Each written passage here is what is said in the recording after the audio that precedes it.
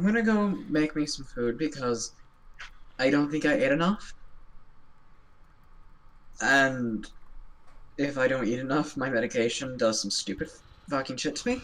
That's fine. So I'll be back. Sorry about that. That's fine. I just don't remember which is the first fucking game. Shit. Oh, you want Hero Project, I believe. No, I'm gonna do the guy who did it, who wrote it, Zach. He wrote another game called the Versus series. Oh, Yes. so you're not doing Hero Rises then? No, because that's something I do with Shy.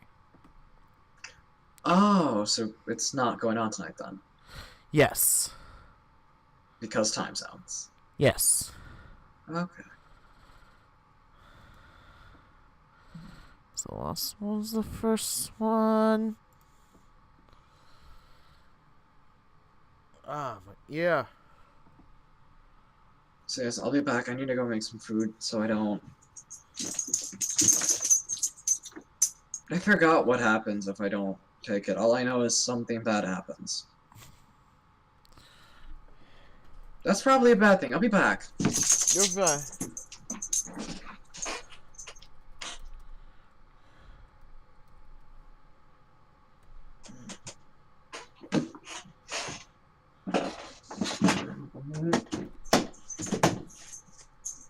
I'm okay. I didn't fall. I nearly walked into a wall.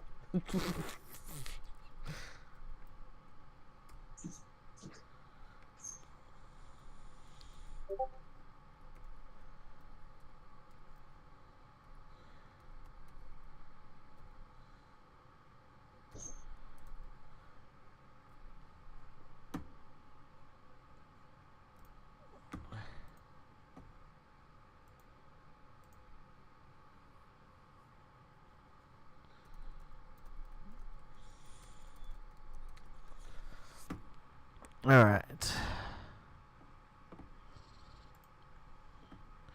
We're gonna play a different game. Alright. While this loads. Really? And my Steam froze. Thank you, Avast. Thank you for freezing up my game. Thank you. Thank you so much. God. Oops. Oh, there we go. Oh, there we go. Yeah, sorry, problem. No, wait. You froze my game. Alright, so we're not going to be able to do Hero Rises tonight. So I'm going to switch to Versus, the Lost Ones. This is also written by Zachary Sagari, who wrote the Hero Rises series. I just love this. I just love his stuff. I really, really do. It's fantastic. And one good thing is, because it's me, I can easily switch. I can read it myself at a little bit faster speed. But it is fun playing this game with friends. It really is. So we're going to do this. Alright. Prologue, reflection. Priscilla needs you like she needs all of us. General told me.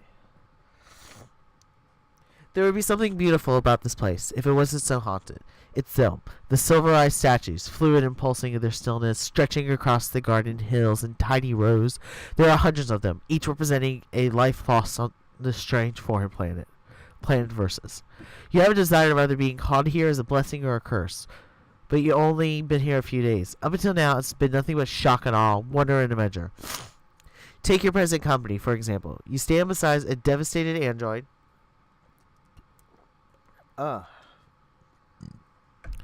Devastating. Hold on.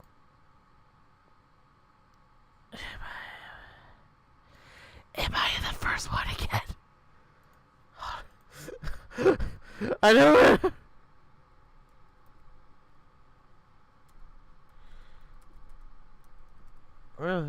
Which I also realized I need to change my this thing right here.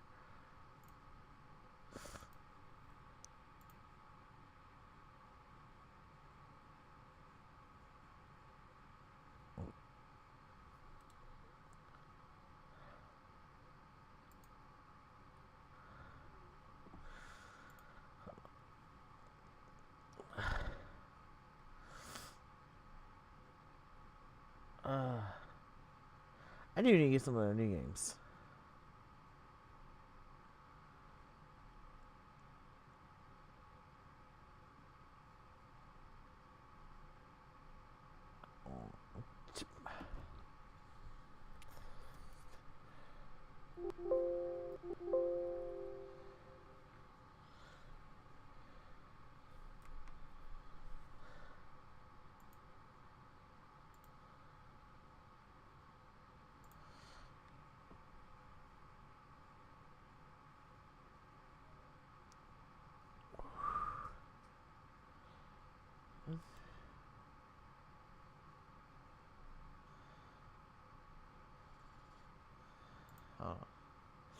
Gotta make sure I'm playing the right game in the right order.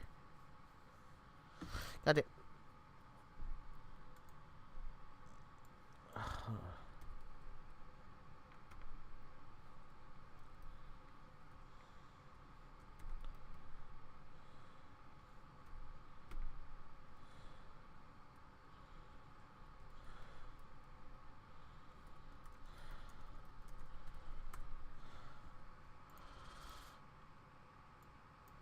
Fine.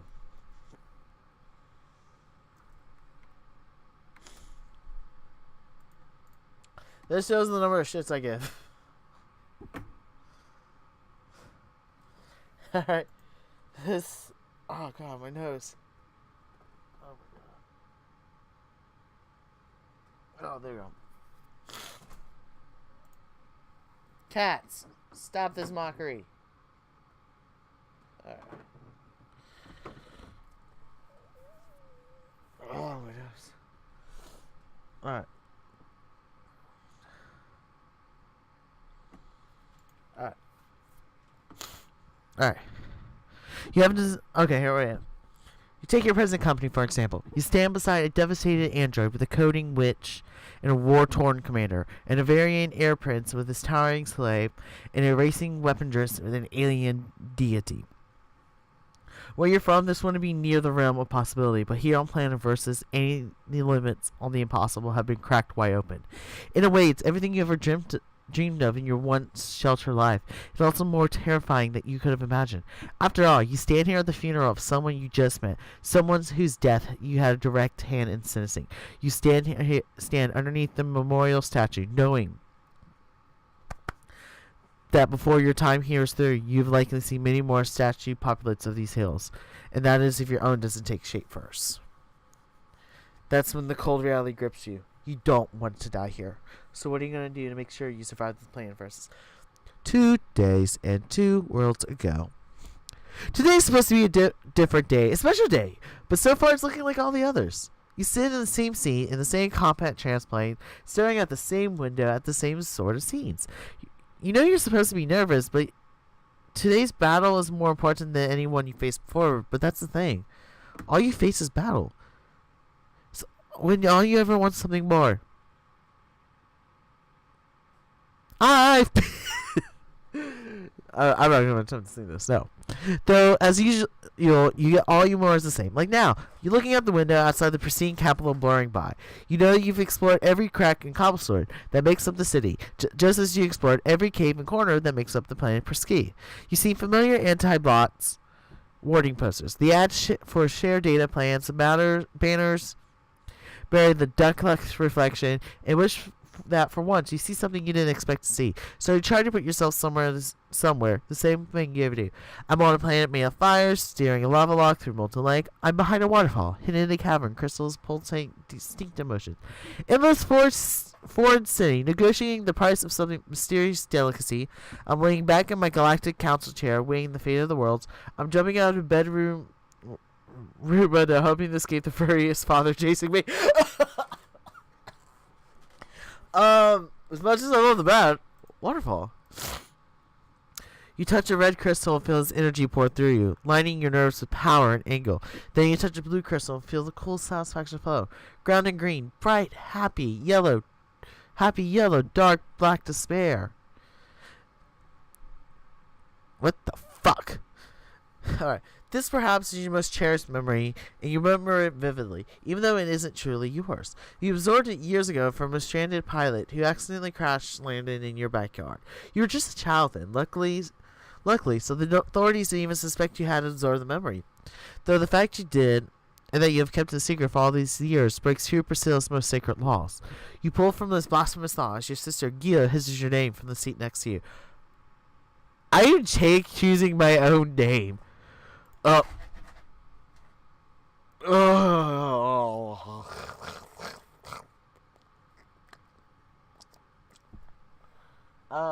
As I look at everything around me, get some inspiration.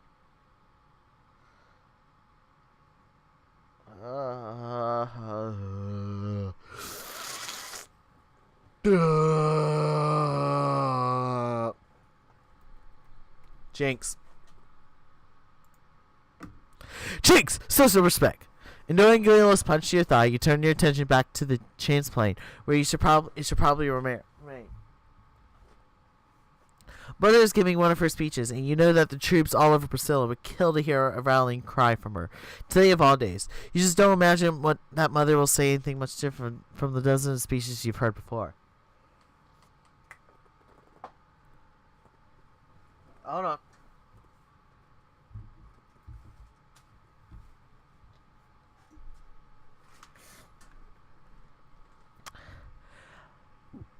I don't have to remind you how important this battle is.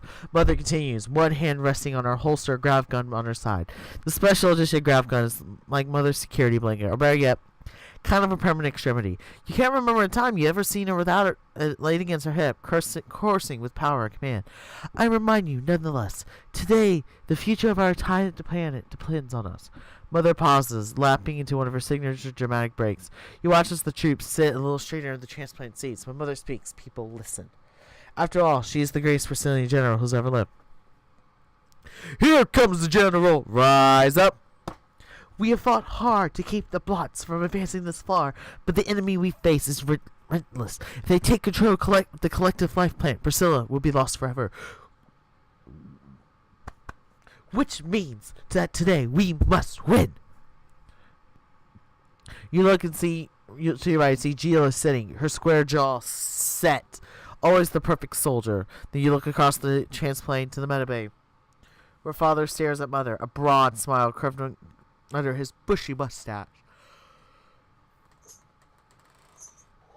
Fuck! As usual, he's practically made with pride. You can feel his emotion flowing freely through the cabin with everyone else as his mother finishes her speech. Today must be the end of this black war, Mother finishes, which means today must also be the first day of our new lives. In Declex's glory we share! Mother finishes, raising her fist in the air. You shout and cheer with the rest of the troops, immediately feeling the swell of courage and terror and resilience in the transplant passing from soldier to soldier. Welcome back. The attack squirrel has returned. With food. Yay. So I'm not having the effect of getting drunk. That's what my medication does to me. I essentially get drunk if I don't eat food with it. Ah. Or have dinner. Alright. Automatically, you feel your mind opening up, offering your own thoughts and feelings freely. You've always wondered what it may be like on another planets. If other cultures value sharing the way Brazilians do. You know firsthand that when you live in a world where everyone can absorb the abilities and memories of others, reciprocity becomes the golden standard. Still, you've always wondered what it would be like to keep things to yourself. What would it feel like to have a mind entirely untouched by others? These are questions that have plagued your entire life, though you suppose you've already known a bit what it's like to withhold. As the emotional share burst builds into a frenzy inside the transplane, you bury your stolen pilot memory deep into the most private pocket of your mind, holding back just enough to keep that part of yourself hidden. You stand in a circle with your family in a private command office, reciting the standard pre-war directness reflection. This always makes you think of your very first pre-war reflection, back when you were in grade school, before anyone knew how grave and incompetent the Black Blot War would become. Mother has always been stern, but she was not yet a general to you then. You remember how much younger she had looked before her light gray. What the fuck are you doing, cats? Oh, your brother's there. Before her light gray eyes turned entirely to steel. You've been playing in the pond pool with Gila, losing some intricate games she had created with trap balls and floating rings. Whenever the games shift in your favor, the rules also seem to shift to shoot Gila, which is fine by you, since you had long since learned to cheat at Gila's games anyways. She was so loyal and obedient. Gila didn't even consider the possibility that someone might cheat, so she never looked for the signs. Though you suppose Gila cheated in her own way, setting up her Marbra rules to begin with. Mother had come out of the yard in the middle of the game, dressed in her full Brazilian battlesuit armor, which she somehow wore effortlessly as a summer dress. Father trailed behind her, as he often did, wearing not much more than a smile. Though something was different about Father's smile that night. It took on labor quality, like it was stretched too tightly to hold on for very long. Father towed you and Gila dry before Mother knelt down to speak to you both, smelling of metal and gravity fluid. I must go on tour now. I hope not to be gone for long, she says. Gila, I expect you to protect the family while I'm gone. Gila raised her hand across her broad chest, finding a way to salute in her own way before she even knew what it truly meant. She was a born soldier, even then, but with her sturdy frame and plain, pilotable face. And Jinx, I want you to make sure that Father keeps busy tending to the cuts and sprains from all of your exploring. Can you do that for me? You nod as well, though you're unable to mask the wave of fear that poured through you. See your mother off like this? She sensed this immediately, as Brazilian mothers do, and drowned out your fear with a burst of her own sheer curse. It's high time I taught you both the pre-war reflection, she said, taking your hands into her own. It's meant to remind us to be a source of shared strength in all times, but especially in times of strife. It was the first time you cited the reflection as a family, but none of you knew it would be far from the last. We are mirrors forever reflecting, hiding nothing, sharing everything. Your family whispers in unison, echoing the same words to share your mind. As you repeat the words, you seek open your eyes and see everyone's reflections continue infinitely, bouncing from mirror wall to mirror wall. Almost every structure on Priscilla is made of mirrors, a powerful reminder to see yourself in everything you do, so that you may reflect in everything yourself. The metaphor is so potent, in fact. All Brazilians are braided with mirror patches on their left cheeks upon birth. You stare into your own mirror patch, reflecting your image endlessly across the ship. You wonder what it would be like to dive into the infinite abyss, if somehow the mirror can melt into a portal to take you somewhere new, someplace new and uncharted. The reality, really, you settle for a more different life here on Priscilla. Alright. Be a father, artist, explorer, a lawyer, a purist, farmer, politician, soldier. By the way, Nora, I'm playing on Versus the Lost Ones. Understood. I want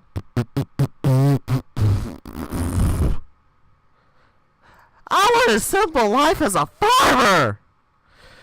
Though Mother couldn't begin to understand such a desire, Father has always found ways to support your passion, seeking you gardening supplies and farming techs here and there. Still, time has always been too short for you to truly engage in anything but war.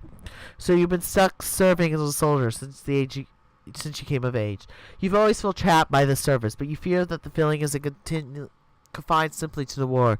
It's always been hard for you to forget the fact you're stuck on planet Priscilla, period. This portal fantasy is one you play on repeat. Sadly, for no one has been allowed on or off Priscilla for generations. Oh, let me see. Check my stats. Energy. Alright. Though it's been centuries since the Brazilian Adler, society was imperative to protect the the collective consciousness of any of all culinary and pure alien knowledge. Whatever else you may believe, you've always found it difficult to understand the point of having the ability to share everything when everyone is the same and there's nothing new to learn.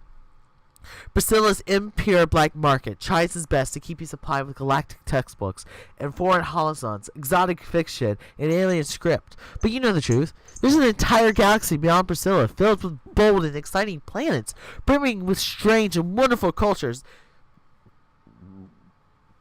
and you hardly know anything about them. With this in mind, you still yourself a good Priscillian? See, yes, no, openness, without the law.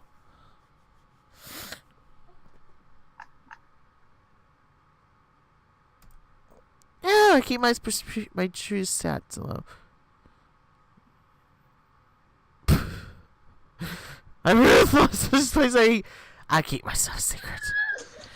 Your mental stockpile of contraband knowledge is just the beginning. You've learned to hide a lot about yourself over the years. Who knows? Maybe you could have devoted your life to changing things in Priscilla if you haven't constantly fight in this endless war. In Daxit's mighty name, we hold ourselves in here stead, waiting the glorious return. Pulling your mind back from its usual wanderings, you close your eyes again. You try to focus on repeating the reflection, an opening of your mind to the desires of your family. Right now, you have all the same desires, to win this war, which is so expected. Focusing harder, you push your powers to peek behind the desire, looking to find more personal projections. It's considered impolite to dig further beyond what is offered another Priscillian. But you got so good at browsing surreptitiously through the minds of loved ones. Within moments, you can feel how Mother wants to win the war for world peace, to save the lives of the troops under her care. That desire feels sharp, made entirely of edges. Father wants to win so your family can be home and safe and fight and live a normal life. A feeling of ceaselessness and smoothness around us. Gila wants to win the war. Actually, it doesn't feel like a want much more as a need. You're not so sure what Gila would do if the war ended, since the life of combat is all she's ever dreamed of. Still, she needs to win for the glory of victory. It's a feeling so bold, so loud, it almost drowns out everything else. Mere Mansion Jinx, Mother's... Oh. Mere Mansion Jinx, Mother says. Reflection comes to a close. I know we're meant to share all, but how many times must I tell you that it's poor manners to pry during a reflection? You feel your ears start to burn. You thought you had slipped through everyone else's desires undetected. Usually you're good at doing so, but something about your nerves today must have been making you sloppy. You look at Mother's stern, unadored face as you try to think up another explanation for your behavior. Don't mind Mother, Father says. You know how she gets before a big battle. Father kisses Mother, and as usual, he has a calming effect on her. She even tries to smile, but that's never been her strong suit. You faced battle together before, but never on this one big or important. May I have a moment alone with Jinx? Mother says. Father Gio doesn't seem pleased by this, but they're used to doing what Mother says without question. Once they have exited, Mother turns to you. Her usually stern face sets ablaze with worry.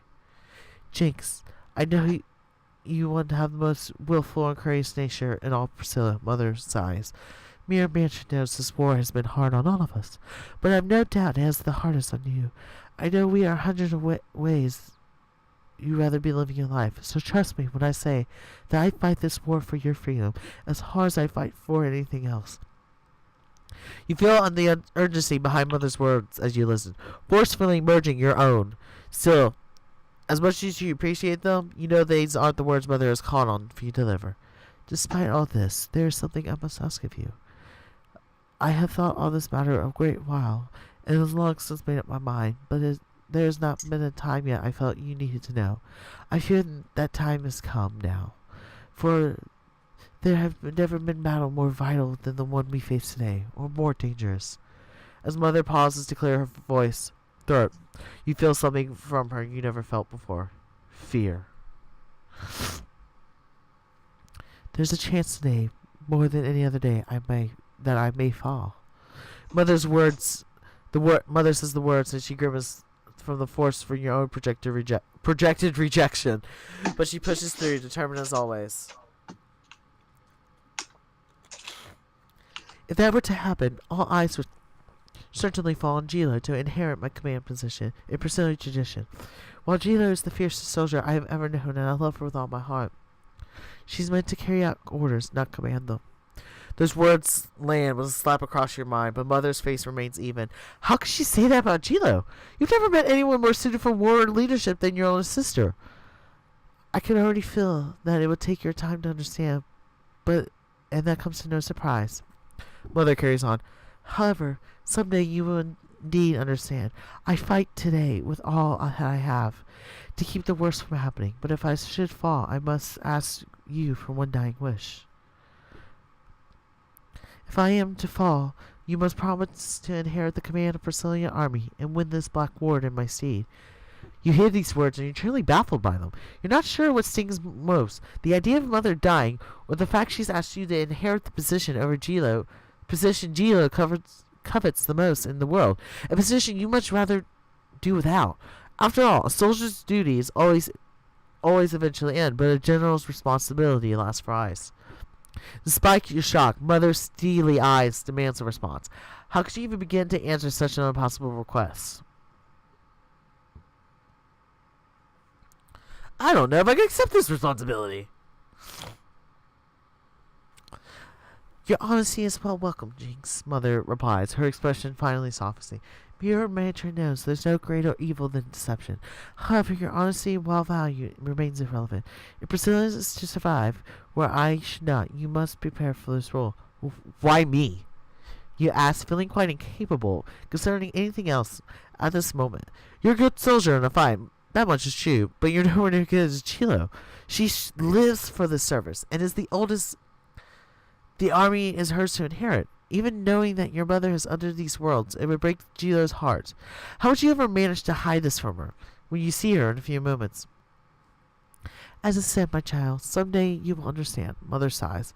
I know you feel your purpose lies beyond Priscilla, that you're somehow trapped here. However, you must hear me when I say this. Priscilla needs you like she needs all of us. After this, Mother pulls you into a much hug of your own battlesuit armor will allow. Mother is not one for hugs, so you know this means her final words on the subject has been spoken. Still, how can Mother place the weight of a whole world on your shoulders like this? Then it occurs to you that she's been carrying this weight for most of her life. As you hug Mother tightly, you try to quiet your raging mind. You just hope for every reason you can think of this hug with Mother won't be your last. Too soon after. It's deafening. The silence comes before the war. It's something you've heard your entire life, full of restlessness and anticipation, fear and adrenaline. The silence never lasts for long, though, in fact, has proven as you free fall from the trains playing with your squadron. As the ground rushes up towards you, you can see blackness creeping over the horizon. The withering tide of the blots. That's what they do.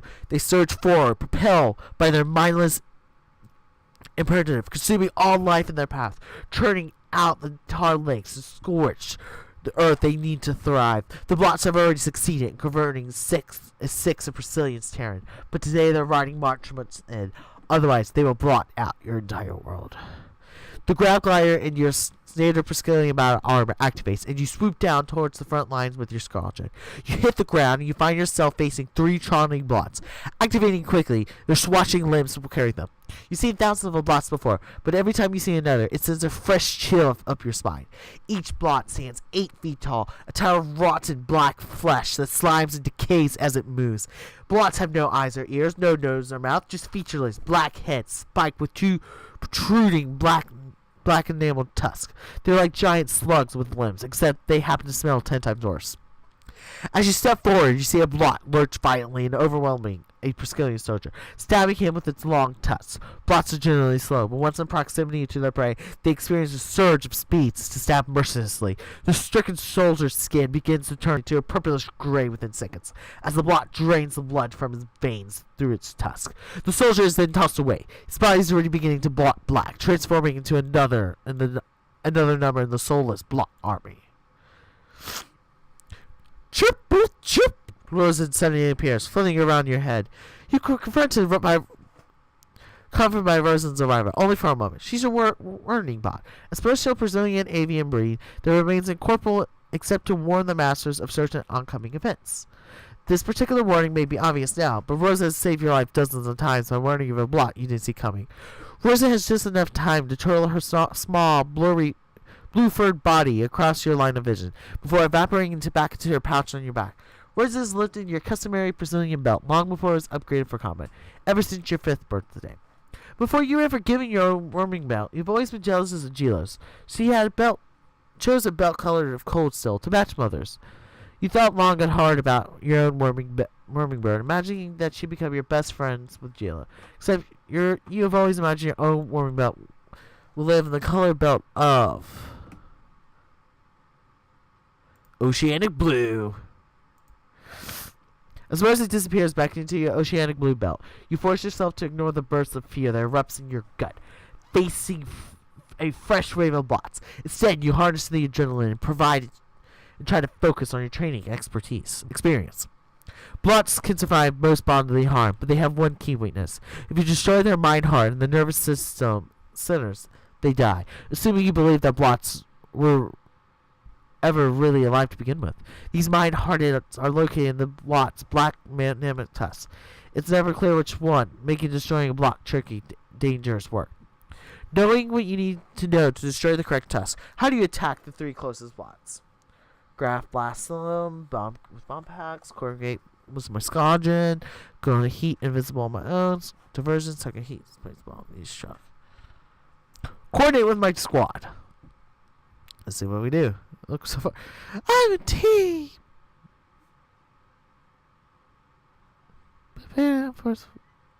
Let them up, 1, 2, 3. You shout at your squadron, digging your feet into the dirt. You pull up your grav gun out of your hip holster and hold its 36-inch body steady with both hands, priming the grav converters. You take aim and fire several devastating blasts, redirected gravity at the blots. Your targets designated the block's slick limbs, which blast off with each in the consecutive force of your grav blast. The grav gun blasts aren't strong enough to fracture the black male tusk. However,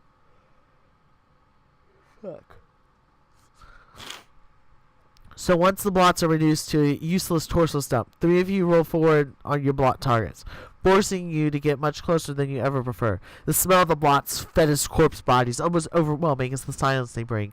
Blots project a feel around their bodies that emulate the dead space, frigid temperatures, limited air, and no sound. To be close to a blot is to feel lifelessness as there are countless hordes. As you enter the blot's cold zone, you feel a rush of chilled silence, dense pockets of nothingness as you try to desperately focus through. Ignoring the waves of emptiness that wash over you, you toss out 2 bomb packs, targeting your chosen block's tusk.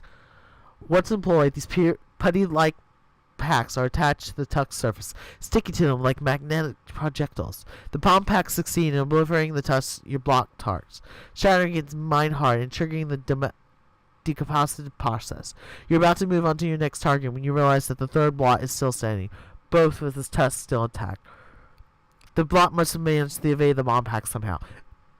A development that is made alarmingly clear as the blot launches its stumps on one of the other soldiers in your squadron, pinning her to the ground. Ugh. You rush towards the pinned soldier and immediately kicking the blot off of her. She's about to thank you when the blot springs up once again, knocks you, pinning you to the ground instead. Blur! You curse as you slammed into the ground. You feel yourself take a hit on the back of the head. And sure enough, your battlesuit visor indicates that the hit is lower your life count. Luckily, this only takes you down 1 notch, but you can still be sure that there will be more damage if the blot on top of you manages to sink its tusk into you. So far, you've been fighting forcefully, so it's probably smartest to keep your mastering that trait. This time, though, you should sharpen your weapon skills or your natural abilities. Alright, bomb pack.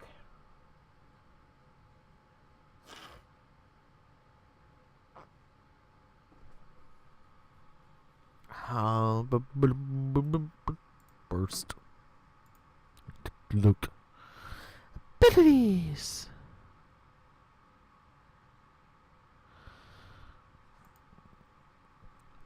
Share bursts are the most common Brazilian attacks, concentrated bursts of mental matter that overwhelms most targets. Share bursts work best on intelligent life forms, but have been known occasionally to distract blots. Since the distraction is just what you need right now, you unleash a torrent of memories and emotions of the blot on top of you. You can see the share bolt shooting through your forehead like a beam through energy, slamming into the blot's paired blank face. The blot pauses for a second, but then quickly resumes its tusk attack. This is one-stop blot. You think you're doomed until the blot tusk suddenly explodes into your grip.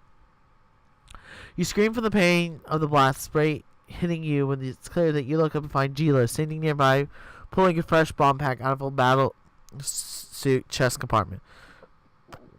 Blurk, she's never gonna let you live that out. Alright. With the trio of Blots finally killed, you watch as their rancid bodies turn into a blackish jelly, a consistency somewhat between marrow and pudding. The gelatin corpse melt into the ground, forming a tar-like pond that scorches whatever's underneath it. The only thing that can move across these quicksand corpse blots once they have formed into other blots.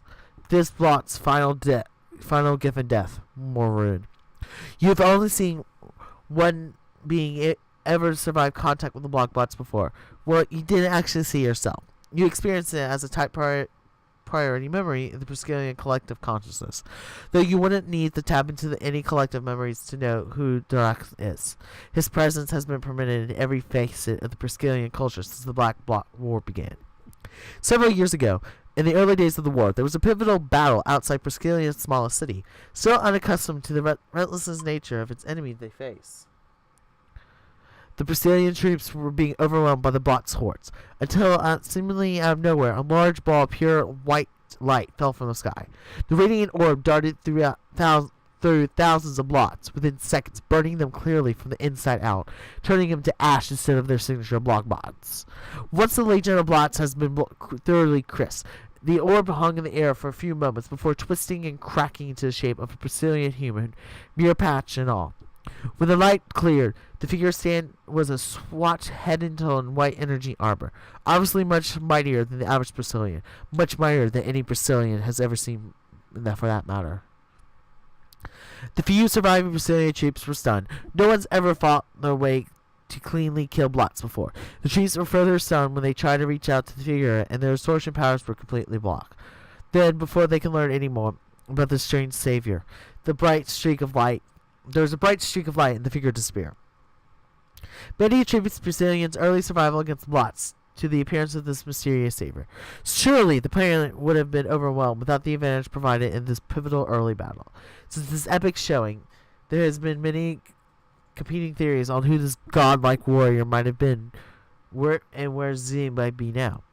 Has the savior some kind of evolved Priscillian, or is it some other entirely? Is Z lost somewhere in Priscillian, taking as a prisoner of the Blots, transforming into shape and hiding armor among normal Priscillians? Despite these questions and the enduring hope that as a revered warrior, this bright star is capable of burning Blots from the inside out, will return someday to end the Black Blot War.